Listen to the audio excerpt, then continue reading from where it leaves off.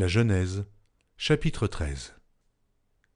Abram remontait d'Égypte vers le midi, lui, sa femme et tout ce qui lui appartenait, et Lot avec lui. Abram était très riche en troupeaux, en argent et en or. Il dirigea ses marches du midi jusqu'à Béthel, jusqu'au lieu où était sa tente au commencement, entre Béthel et Haï, au lieu où était l'autel qu'il avait fait précédemment. Et là, Abram invoqua le nom de l'Éternel.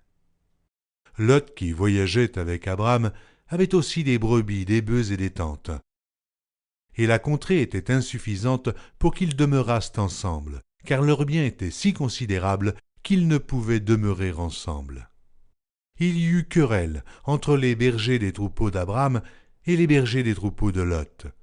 Les Cananéens et les Phéréziens habitaient alors dans le pays. Abram dit à Lot, « Qu'il n'y ait point, je te prie, de dispute entre moi et toi, ni entre mes bergers et tes bergers, car nous sommes frères.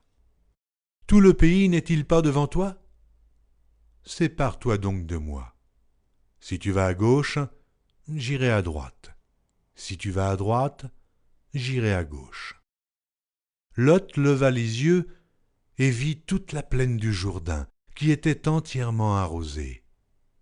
Avant que l'Éternel eût détruit Sodome et Gomorrhe, c'était jusqu'à Tsoar, comme un jardin de l'Éternel, comme le pays d'Égypte. Lot choisit pour lui toute la plaine du Jourdain, et il s'avança vers l'Orient. C'est ainsi qu'ils se séparèrent l'un de l'autre. Abram habita dans le pays de Canaan, et Lot habita dans les villes de la plaine, et dressa ses tentes jusqu'à Sodome. Les gens de Sodome étaient méchants, et de grands pécheurs contre l'Éternel.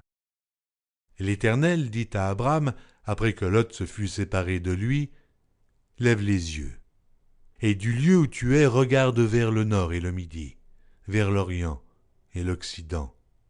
Car tout le pays que tu vois, je le donnerai à toi et à ta postérité pour toujours. Je rendrai ta postérité comme la poussière de la terre, en sorte que, si quelqu'un peut compter la poussière de la terre, ta postérité aussi sera comptée.